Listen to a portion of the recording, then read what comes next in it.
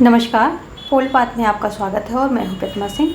आज हम प्रश्नों की प्रैक्टिस करेंगे, वो भी वन लाइनर के द्वारा, यानी कि हम सारे फैक्ट लाइन के रूप में उनको लेकर के आए हैं और इनका फटाफट इनको जो है ग्रास्प करते हुए चलना है।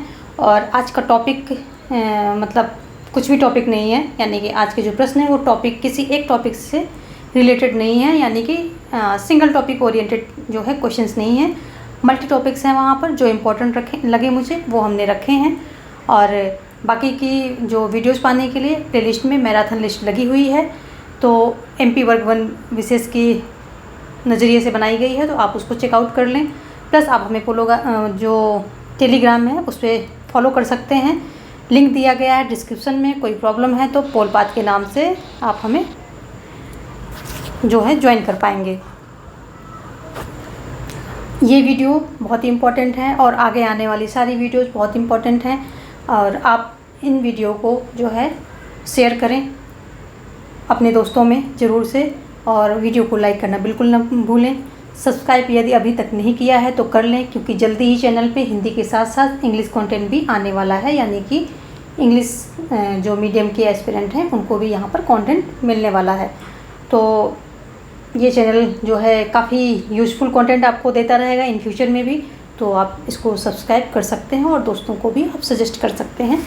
चलिए देखते हैं आज का, हम फैक्ट देखना शुरू कर देते हैं और इनको जो फटाफट देखेंगे, हाँ जो थोड़ा सा वैसे हैं कंफ्यूजिंग से उनको थोड़ा बताएंगे, अदरवाइज़ एज अ फैक्ट ही सारा कुछ देखेंगे हम। यहाँ पर है MFN, इसका पूरा नाम क्या है? तो इसका पूरा नाम हो जाएगा most favoured nation. Most favoured nation, ये इसका नाम है। इसका मतलब क्या होता है? मोस्ट फेवर्ड नेशन का मतलब होता है कि कोई स्थिति या उपचार का ये एक स्तर है, मतलब ये एक स्थिति या उपचार है जो एक राष्ट्र यानी कि देश द्वारा दूसरे देश को दिया जाता है, किसमें? अंतर्राष्ट्रीय व्यापार में, जिसमें जो देश प्राप्त करता है वो जो देश जारी करता है वो जो है मतलब अच्छे व्यापार की शर्तों को देता है, और जो देश इसको प्राप्त करता है वो अच्छी व्यापार शर्तों का लाभ उठाता है अंतर्राष्ट्रीय स्तर पर। यानी कि जैसे कि आप ये समझ लीजिए कि चीन ने काफ़ी सारी अपनी शर्तें हटा ली ताकि जो है मल्टीनेशनल कंपनियां वहां जा कर के अपना व्यापार बिठा सकें, तो ऐसे ही समझ सकते हैं मोस्ट फेवर्ड नेशन, जहां पर व्यापार की शर्तें जो हैं शर्तों से जो देश वहां पर अपना व्यापार कर रहा है तो उसका सर्वोत्तम लाभ उसको मिल सके, तो ऐसे देशों को क्या बोलते हैं? मोस्ट फेवर्ड नेशन बोलते हैं। समझ में आ गया? व्यापार से संबंधित है, एक देश से दूसरे देश को दिया जाता है। और ये क्या है? ट्रांसलेशनल रिलेशन, ट्रांसनेशनल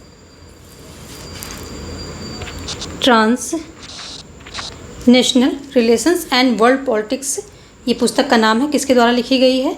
तो ये जो है लिखी गई है रॉबर्ट ओ केवोहेन के द्वारा। रॉबर्ट ओ केवोहेन के द्वारा जो है ये पुस्तक लिखी गई है। आगे देखेंगे UDHR, ये जो है PGT परीक्षा में आए हुए सारे क्वेश्चंस हैं, हमने उठा करके यहाँ पर रखे हैं ताकि आएंगे क्वेश्चन इसी तरह से। हाई लेवल है काफ़ी ज़्यादा इनका, तो आप इन क्वेश्चंस को देखें और थोड़ा सा मेमोराइज कर लें। 2-3 बार वीडियो सुन लेंगे तो ये सारी चीज़ें आपको मेमोराइज हो जाएंगी, कोई इसमें बहुत ज़्यादा रॉकेट साइंस नहीं है। तो UDHR क्या है? UDHR का ये जो UDHR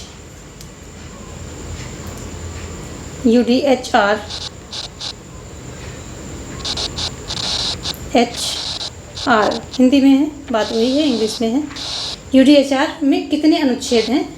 तो इसमें 30 अनुच्छेद हैं। UDHR में 30 अनुच्छेद हैं, और UDHR को आप समझना आपके लिए ज़रूरी है। ये क्या है? Universal declaration of women rights, ठीक है, universal declaration of women rights, ये है UDHR, इसका शॉर्ट फॉर्म है।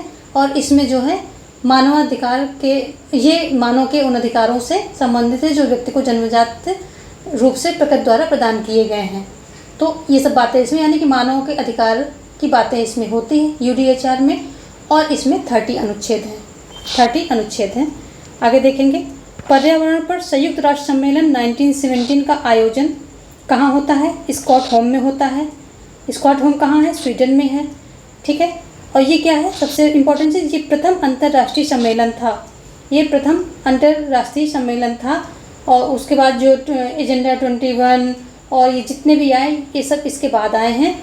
ये प्रथम जो है अंतर्राष्ट्रीय सम्मेलन था। और इसी के बाद UNEP का जो है गठित की जाती है, ये जो यूनाइटेड नेशन एनवायरनमेंट प्रोग्राम, तो ये स्वीडन में होता है और प्रथम अंतर्राष्ट्रीय सम्मेलन था।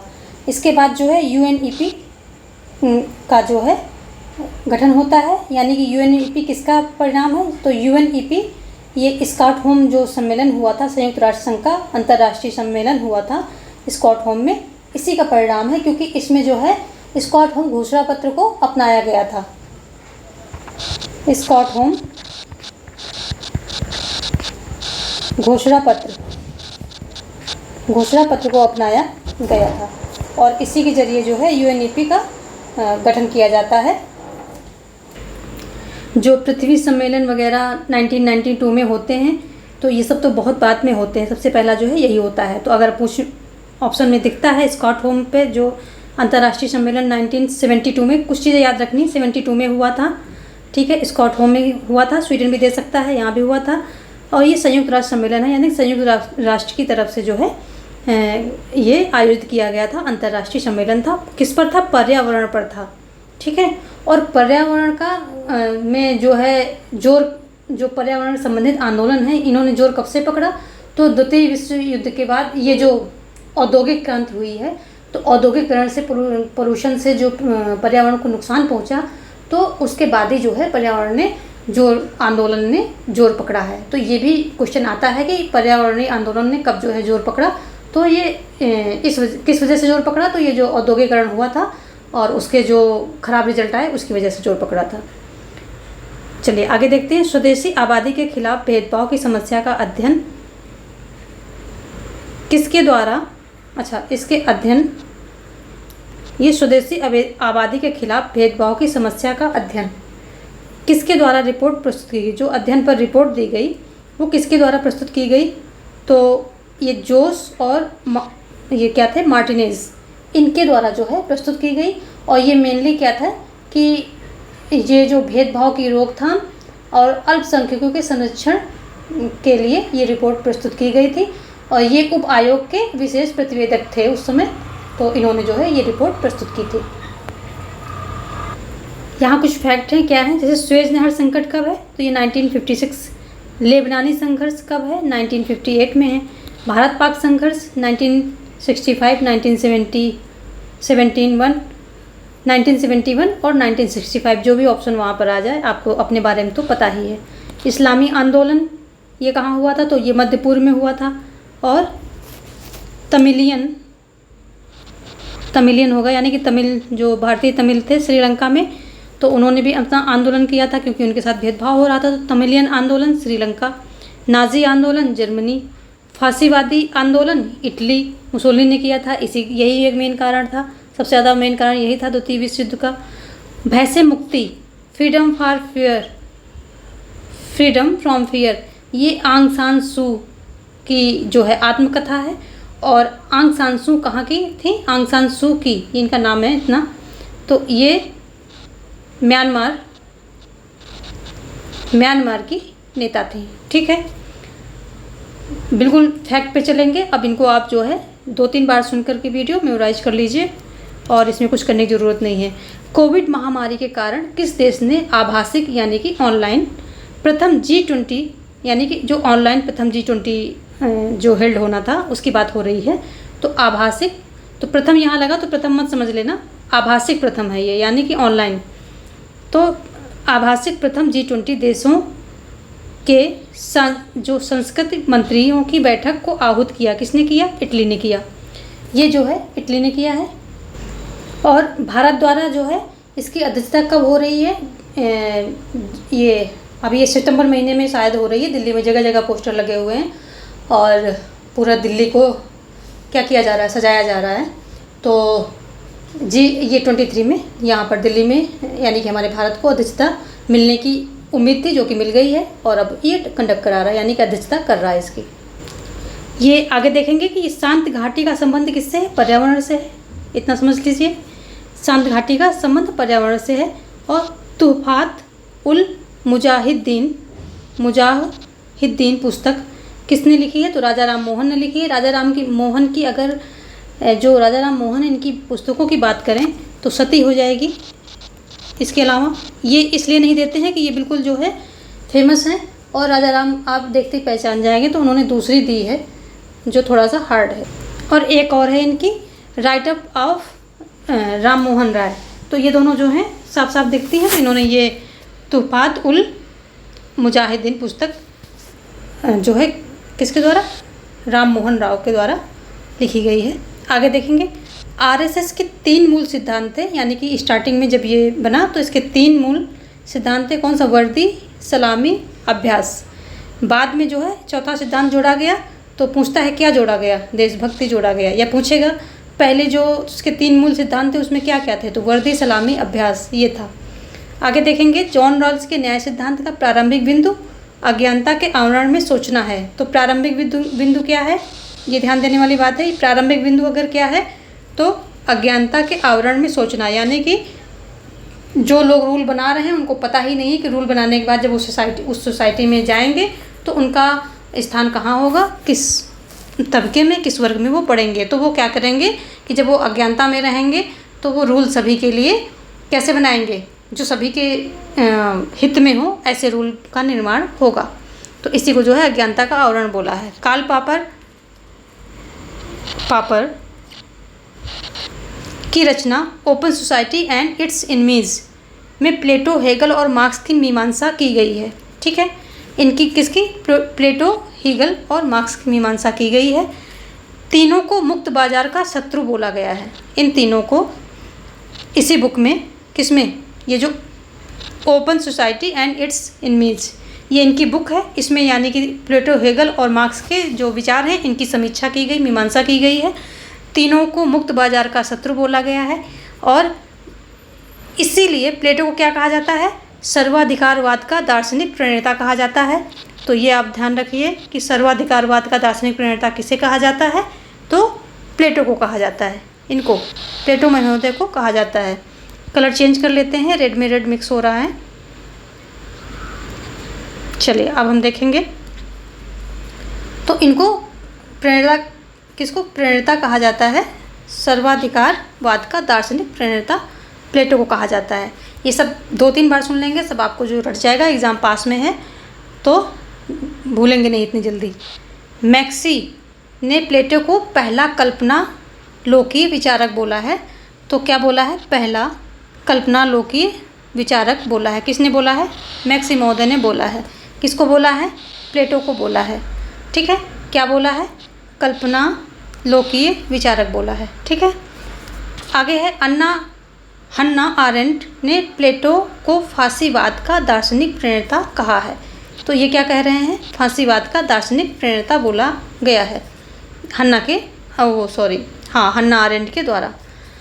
ये पुस्तक है द नेचर ऑफ स्टेट, बिलोबी की है। कई जगह हमने देखी, इसको कई बार देखा है, तो ये मैंने यहाँ पे दे दी है, इम्पॉर्टेंट है।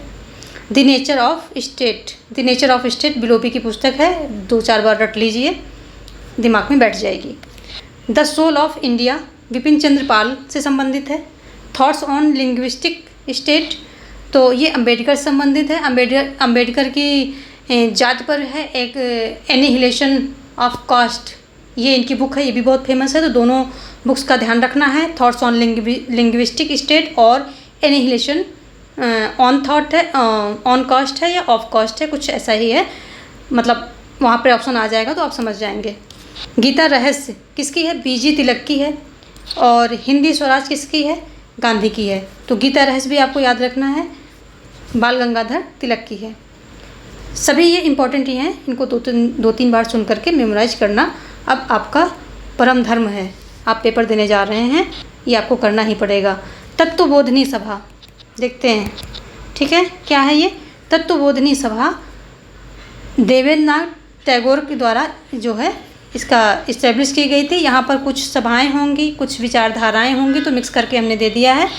यहाँ पर ऐसा नहीं है कि बुक्स हैं, बुक्स का पार्ट जो है कंपार्टमेंट अलग हो चुका है। ये देखिए यहाँ से तत्वबोधिनी सभा, जिसको पहले शुरुआत में इसका क्या नाम था, तत्वरंजनी सभा पहले था, फिर बाद में इसको जो है तत्वबोधिनी सभा का नाम दे दिया गया। ब्रह्म समाज की ये थी, ब्रह्म समाज से टूटकर बनी थी, बाद में ब्रह्म समाज में ही मिल गई। 1959 में शायद जो है ये ब्रह्म समाज में दोबारा मिल गई। और अगला क्या है, सत्य की संप्रभुता, ये MK गांधी की जो है विचारधारा है, अवधारणा है। नवमानववाद, ये MN राय से संबंधित है, ठीक है। सर्वहारा की तानाशाही VI लेनिन से संबंधित है। नव प्रजातंत्र माओ से तुंग से संबंधित है। ये जो भी इस वीडियो में मैंने चीज़ें दी हैं वेरी वेरी वेरी इंपॉर्टेंट हैं। 2-3 बार स्पीड में वीडियो डाल करके पूरा मनन कर लेना, चीज़ों को फ़ायदा मिलेगा। चलिए आगे देखते हैं। एक आदर्श राज्य का निर्माण ये प्लेटो चाहते थे। सर्वश्रेष्ठ व्यवहारिक राज्य की संकल्पना किसने की थी, सुकरात ने की थी। और राष्ट्रमंडल के एकजुट होना जॉन लॉक से संबंधित है। वर्गविहीन राज्य और राज्यविहीन समाज, ठीक है। वर्गविहीन और राज्यविहीन समाज की संकल्पना किसकी है, मार्क्स की है। और इसमें एक आता है संतुलित राज्य, संतुलित आता है, जहाँ तक मुझे याद आ रहा है संतुलित राज्य। इसको एक बार चेकआउट कर लेना, वैसे कंफर्म हूँ मैं। संतुलित राज्य किसका है, ये अरस्तू का है। ये इनकी जो है विचार हैं। और कौटिल्य के मंडल सिद्धांत में विजिगीष राजा का तात्पर्य क्या है, तो जो जीतने की इच्छा रखता हो वही कौटिल्य का विजिगीष राजा है। अगला है, कौटिल्य के लिए रूप दर्शक का क्या मतलब है, तो सिक्कों का निरीक्षक, ठीक है। सिक्कों का निरीक्षक को ही कौटिल्य ने रूप दर्शक पद की मतलब जो है संज्ञा दी थी, रूप दर्शक की नाम दिया था। आगे है, अर्थशास्त्र को नीति शास्त्र जाना जाता है, यानी कि अर्थशास्त्र दिया जाएगा, नीचे समाजशास्त्र दिया जाएगा, और जो है क्या बोलते हैं उसको, और भी विज्ञानों के नाम दे दिए जाएंगे। तो या तो अगर वहाँ राजनीति नहीं है तो आप नीति शास्त्र को चूज करेंगे, ठीक है। ये संबंधित किससे है, राजनीति से संबंधित है। और इसमें इसका नाम अर्थशास्त्र है, लेकिन ये कतई जो है ये भौतिकतावाद से संबंधित नहीं है। अर्थशास्त्र इसका इसलिए नाम है क्योंकि जो कोष है, राजा का कोष होता है, उस पर इन्होंने काफ़ी जोर दिया है कि कैसे कैसे कोष को मतलब भरना है, संभालना है, उसको उस चीज़ पर काफ़ी उन्होंने बताई हैं। लेकिन सब जो राजनीति है, शासन कला है, उसी के संदर्भ में बताई हैं। तो इसका जो है ये मुख्यतः अगर पूछता है किससे संबंधित है, तो राजनीति से ही संबंधित है, शासन कला से ही संबंधित है। इसका भौतिकवाद से कोई नाता नहीं है। और अगर पूछा जाए कि अर्थशास्त्र, और 2-3 ऑप्शन नीचे दे दिए जाएं, तो आपको नीति शास्त्र को चूज कर लेना है कि अर्थशास्त्र को नीति शास्त्र जाना जाता है, ठीक है। क्योंकि इसमें शासन कला के बारे में बताया गया है, राजा को कैसे प्रजा की अपनी रक्षा करनी चाहिए, प्रजा के सुख में सुख, दुख में दुख, उसको जो है फील करना है। और काफ़ी सारी चीज़ें इन्होंने बताई हैं राजा के लिए और राज्य के लिए भी। तो नीति शास्त्र से इसको कंपेयर किया जा सकता है, उसमें नीतियाँ बताई गई हैं। आगे है, सप्तांग सिद्धांत का संबंध किससे है, तो सप्तांग सिद्धांत का संबंध जो है यहाँ पर लिखा नहीं मैंने, कौटिल्य से ही है, कौटिल्य से है, ठीक है। कौटिल्य के योगक्षेम का अर्थ क्या है, जो कौटिल्य का योगक्षेम है, योगक्षेम ये एक टर्म है, एक संज्ञा है, पदबंध कह सकते हैं। तो शासक की समृद्धि एवं गरिमा से है। अब ये मत समझ वहाँ लिख देना कि क्षमा करने की शक्ति से है, ऐसे जो है उल्टे सीधे ऑप्शन आएंगे। लेकिन योगक्षेम का मतलब है शासक की समृद्धि एवं गरिमा। इम्पॉर्टेंट चीज़ें हैं, इनको आपको मेमोराइज कर लेना चाहिए। राजा को, ये एक स्टेटमेंट है, ठीक है, राजा को विद्रोह के नेताओं के खिलाफ कार्रवाई शुरू करनी चाहिए, क्योंकि ये वही नेता हैं जो विद्रोह का नेतृत्व प्रदान करते हैं। राजा को कभी भी लोगों की भीड़ के खिलाफ बल प्रयोग नहीं करना चाहिए, क्योंकि इससे व्यापक रक्तपात हो सकता है। ये किसने कहा है, कौटिल्य ने कहा है। कौटिल्य ने कहा है, राजा को वो बताता है इनका राज्य क्या है? कल्याणकारी राज्य है। इसमें प्रजा के सुख दुख का बहुत ध्यान रखा जाता है। ठीक है, तो कौटिल्य का राज्य कैसा है? कल्याणकारी राज्य है। और इसमें शासक की सुरक्षा का भी बहुत ध्यान रखा जाता है। ठीक है, और शासक को कैसे शासन करना है, राज्य के का भी हित हो और प्रजा का भी हित हो, दोनों तरह से इस जो है शासक को वहाँ पर इन्होंने क्या दिए हैं, संदेश दिए हैं। और लेकिन शासक की सुरक्षा पर भी बहुत ज़्यादा ध्यान दिया गया है। शासक का खाना वगैरह चक्के ही शासक के पास पहुँचता था वगैरह वगैरह, जब डेप्थ में पढ़ेंगे तो बहुत इसमें है। आगे है विनायक दामोदर सावरकर, जिसको सावरकर भी आप शॉर्ट में बोलते हैं, ने जो है इन्होंने एक संगठन की स्थापना की थी जिसका नाम था अभिनव भारत। इसकी स्थापना की थी और ये क्या था? एक क्रांतिकारी और राष्ट्रवादी संगठन था। ठीक है, इसका प्रकृति कैसी थी? क्रांतिकारी थी और राष्ट्रवादी थी। तो ये अभिनव भारत किसके द्वारा स्थापित किया गया? सावरकर के द्वारा, दामोदर, विनायक दामोदर सावरकर। आगे देखेंगे विचारों की वर्चस्वता। विचारों की वर्चस्वता किससे संबंधित है? ग्रामसी से। मैंने कई बार बताया है कि जो शासक होते हैं, तो जैसे मार्क्स ने सिर्फ बताया है कि भौतिकवाद ही सब कुछ है, जो राज्य का संरचना का आधार है, ये मतलब ये जो उत्पादन के साधन हैं, यानी कि जो भौतिक वस्तुएं हैं, यही सब कुछ है। लेकिन उसके मतलब उलट ना जा करके लेकिन थोड़ा सा हट करके ग्रामसी कहते हैं कि नहीं, इसमें विचारों का भी बहुत बड़ा रोल है। शासक सिर्फ धन के बल पर जो है वो नहीं करता है, शासन नहीं करता है। उसकी अपनी जो बौद्धिक क्षमता होती है और शासन करने की कुशलता होती है, उसके विचार होते हैं, इनका भी बहुत बड़ा रोल होता है जो है उसको शासन तक ले जाने में। तो यही कहते हैं कि विचारों की वर्चस्वता। ग्रामसी, ये ग्रामसी से संबंधित है। इन्होंने विचारों को काफ़ी अहम रोल दिया है कि जो है विचारों का काफ़ी अहम रोल है शासन में, और शासक के ये गुण हैं। आगे देखते हैं, समाजवाद के अंतर्गत सामाजिक क्रांति का जो है किसने दिया था सिद्धांत? समाजवाद के अंतर्गत सामाजिक क्रांति का सिद्धांत जो है किसने दिया था? तो मावो महोदय ने दिया था।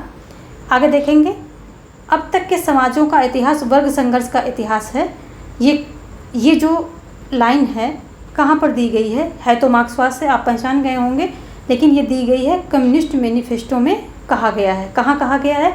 कम्युनिस्ट मैनिफेस्टो में कहा गया है।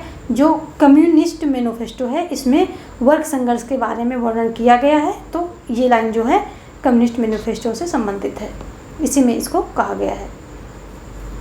आगे देखेंगे हम कि अधिकतम शक्ति से डकैतों का समूह निर्मित हो सकता है, ना कि राज्य। ये कथन है किसके द्वारा कहा गया है?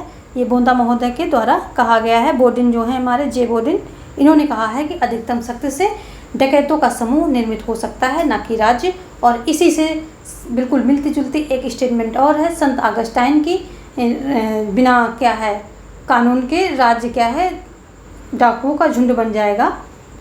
तो ये मैंने आपके कल उसमें करा रखी है, और इसको आप दोनों को साथ साथ पढ़ेंगे और डिफ्रेंशिएट कर देंगे, या फिर यहाँ से अभी तुरंत कर लीजिए, मिक्स मत करना। ये अधिकतम शक्ति से डकैतों अधिकतम शक्ति से डकैतों का समूह निर्मित हो सकता है, राज्य नहीं। ये बात इन्होंने कहा है, किसने? बोंदा ने कहा है। और जबकि जो संत ऑगस्टाइन है वो कुछ मिलता जुलता है बट कुछ और कहते हैं। तो ये दोनों जो यहाँ पर कथन हैं, ये दोनों ही इम्पॉर्टेंट हैं और दोनों में काफ़ी मैच होता है। तो आप जो है इसमें कंफ्यूज मत होना। उन्होंने क्या कहा था संत ऑगस्टाइन ने कि न्याय के अभाव में राज डाकुओं का झुंड बन जाता है, जबकि ये शक्ति की बात कर रहे हैं कि अधिकतम शक्ति से डकैतों का समूह निर्मित हो सकता है, ना कि राज्य। तो बोधा शक्ति की बात करते हैं। यहीं पर मैं दूसरा भी लिख दे रही हूँ, आपका इधर लिख देती हूँ। क्या है कि न्याय के अभाव में राज डाकुओं का झुंड बन जाता है। न्याय के अभाव में राज डाकुओं का झुंड बन जाता है। तो ये किसने कहा है? चलो इधर लिख देते हैं, संत ऑगस्टाइन। संत ऑगस्टाइन महोदय ने ये कथन कहा है। ठीक है, तो इन दोनों में थोड़ा सा डिफ्रेंशिएट करना, दोनों ही इंपॉर्टेंट है, मिक्स मत कर देना। आगे देखते हैं। अन्य प्राणियों से अलग मनुष्य की एक गरिमा होती है, इस कारण वे अपने आप में वो मूल्य हैं, यानी कि वो खुद में वो मूल्य हैं। तो ये कौन कहता है? ये जो है कांट महोदय, इमैनुअल कांट हैं जो वो बोलते हैं। यहाँ लिखना भूल गई, चलो अभी लिख देती हूँ, कांट हैं। और ये जो है आपकी एनसीईआरटी में भी दिया है, वहाँ मैंने पढ़ा रखा है, लेकिन दोबारा यहाँ पे इसलिए डाल रही हूँ कि शायद आपने वहाँ से ना लिया हो। तो ये आपके पीजीटी में क्वेश्चन भी पूछा गया, प्लस आपके एनसीईआरटी का क्वेश्चन है, ये वहाँ से उठाया गया है। और चलिए आगे देखते हैं। न्याय को न्याय उचितता के रूप में घोषित किया, किसने किया? रॉल्स ने किया। न्याय को न्याय की उचितता के रूप में घोषित करने वाले विचारक कौन से हैं? रॉल्स हैं। जो न्याय के क्षेत्र में इन्होंने जो सामाजिक संविधा सिद्धांत के क्षेत्र में, जो न्याय के क्षेत्र में इन्होंने सामाजिक संविधा सिद्धांत दिया है, तो किसने दिया है? ये रॉल्स ने दिया है। और आगे क्या है? किसने प्लेटो के राजनीतिक दर्शन को ईसाई धर्म का बौद्धिक पक्ष बताया है? तो किसने बताया है? प्लेटो के राजनीतिक दर्शन को ईसाई धर्म का बौद्धिक पक्ष किसने बताया है? तो फ्रेडरिक विल्हेम नीत्शे ने बताया है। इंपॉर्टेंट क्वेश्चन है, सारे इंपॉर्टेंट हैं, थोड़ा सा 2-3 बार इनको मेमोराइज कर लेंगे, आपका काम बन जाएगा। पेपर पास में है, इतनी जल्दी जो है वाश आउट नहीं होता है। क्या है आगे? जयप्रकाश नारायण मार्क्सवादी दर्शन की क्रांति से प्रभावित थे। तो जो जयप्रकाश नारायण हैं, तो किससे? मार्क्सवादी दर्शन की क्रांति से कौन प्रभावित था? 2-4 ऑप्शन दे देंगे, उसमें आपको जयप्रकाश नारायण चूज कर लेना है। ठीक है, कि जयप्रकाश नारायण मार्क्सवादी दर्शन की क्रांति से प्रभावित थे। किसे एक क्रांतिकारी पंथ के एक मसीहा के रूप में जाना जाता है? किसे जाना जाता है? एक क्रांतिकारी पंथ के एक मसीहा के रूप में जो है किसे जाना जाता है? तो कार्ल मार्क्स को जाना जाता है। आगे देखेंगे जो UNDHR है, UNDHR ये कब जो है अपनाया गया? मानवाधिकार पर संयुक्त राष्ट्र घोषणा पत्र, तो ये कब अपनाया गया? UNDHR United nation declaration of human rights, इसका फुल फॉर्म होगा। ये अपनाया गया है 1948 में। ठीक है, इम्पॉर्टेंट है।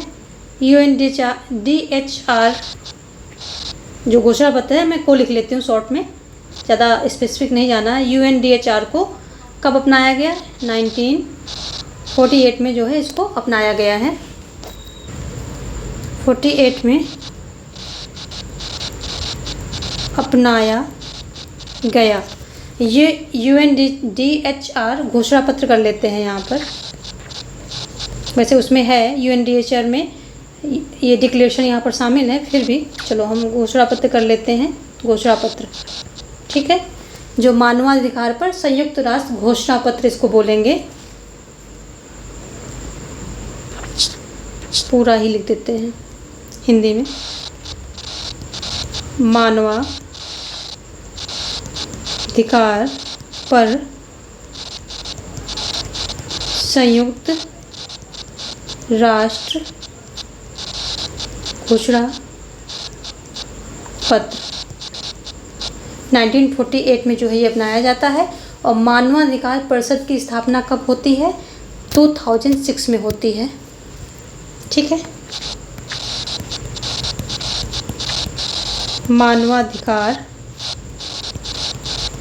परिषद की स्थापना 2006 में होती है। आगे देखेंगे प्रभुत्व की अवधारणा की जो अवधारणा है ये किससे संबंधित है? ग्रामसी से संबंधित है। प्रभुत्व की अवधारणा हो या जो है विचारों का वर्चस्व हो, या फिर आप कह लें कि शासक वर्गों का प्राधान्य, शासक वर्गों का प्राधान्य, ये भी जो है सब ग्रामसी से ही संबंधित है। एक्चुअली इनका क्या विचार है कि ये मानते हैं कि जो प्राधान्य सिद्धांत के अनुसार, इन्होंने प्राधान्य का सिद्धांत भी दिया है, तो इसके अनुसार आधुनिक बुजुर्गवा समाज की दृढ़ता का मुख्य स्रोत शासक वर्गों का प्राधान्य है, जो कि उनकी आध्यात्मिक एवं सांस्कृतिक सर्वोच्चता में परिलक्षित होता है। यानी कि जो उनका आध्यात्मिक सांस्कृतिक जो उनकी सर्वोच्चता है, तो उस ये सब चीज़ें प्राधान्य उसका उनकी सर्वोच्चता में, सांस्कृतिक सर्वोच्चता में और आध्यात्मिक सर्वोच्चता में परिलक्षित होता है। इसलिए इन्होंने जो है विचारों को बहुत महत्व दिया है ग्रामसी ने। तो ये सब चीज़ें जो हैं इनसे रिलेटेड हैं। यहाँ आगे देखेंगे जो आधुनिक राज्यों की स्थिति, आधुनिक राज्यों की स्थिति समूह बनाम राज्यों, समूह बनाम राज्यों की होती जा रही है,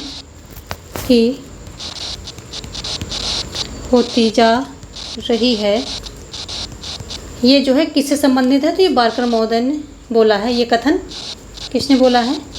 बारकर ने बोला है। यहाँ पर सिसरो ने कहा है क्या है कि न्याय समस्त गुणों की मुकुटमणि है। न्याय समस्त गुणों की मुकुटमणि है। किसने कहा है? सिसरो महोदय ने कहा है इसको। आगे देखेंगे, यदि कहीं भी अन्याय होता है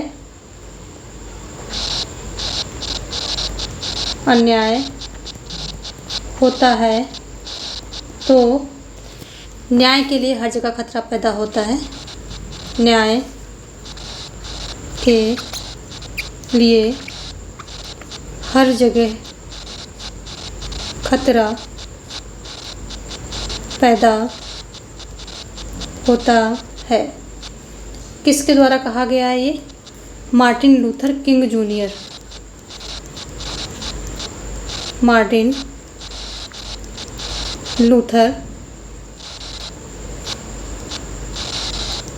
किंग जूनियर, इनके द्वारा कहा गया है। तो आज हम इस क्लास को यहीं ख़त्म करते हैं और जल्दी ही मिलते हैं नेक्स्ट सेशन के साथ, कुछ और प्रश्नों के साथ। जो भी टॉपिक बचे हैं तो उसमें इम्पॉर्टेंट चीज़ें निकालने की कोशिश कर रही हूँ मैं, और सुबह मिलते हैं फिर आप लोगों से कुछ इम्पॉर्टेंट प्रश्नों के साथ, कुछ इम्पॉर्टेंट फैक्ट के साथ। तो आप इनको फटाफट मेमोराइज कीजिए सारी चीज़ों को, और सिलेक्शन लेना है ये सोच के रखिए। बी कॉन्फिडेंट और अच्छे से पेपर दे करके आइए, पेपर को फाड़ के आइए, और वीडियो को शेयर करना बिल्कुल मत भूलिए। धन्यवाद।